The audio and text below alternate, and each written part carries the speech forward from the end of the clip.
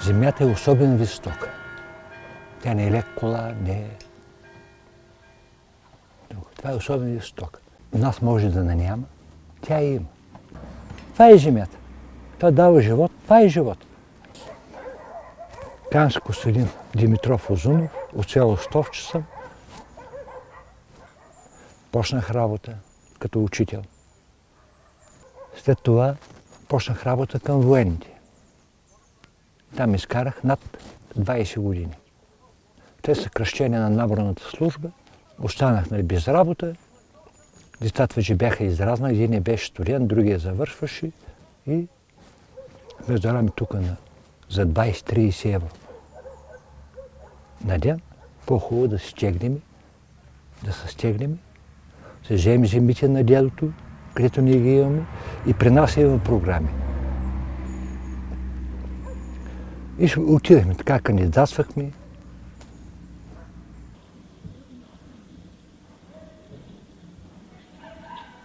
Казвам се Костадин Узунов, от село Сатовче съм, на 23 години съм и се занимавам с земеделие.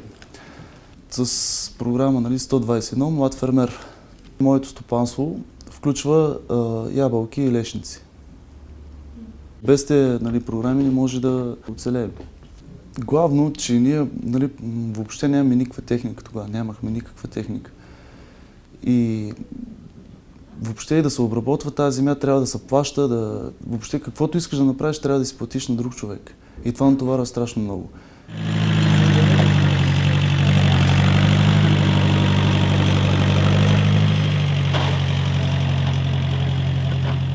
Ако нямаш тази програма, до сега бях тръгнал за чужбина.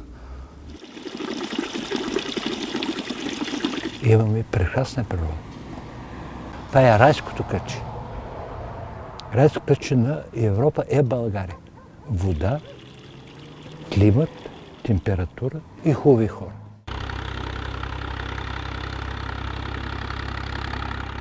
Времената, какви са трудни, и особено в този период, с тези пари може да се направи много. Особено в България. И с повече работа, повече находчивост може да се направи. Земята не е лоша, но иска работа. Просто и тези пустеещите земи могат да станат. Още нямаме добиви, разчитаме на заплата на жената. Всичко друго, което сме го взели от европейските програми, сме го вложили. Ние в техника, в капкова. Те го работя, сина ми е до мене. Топа ожени са, дари има с внучи.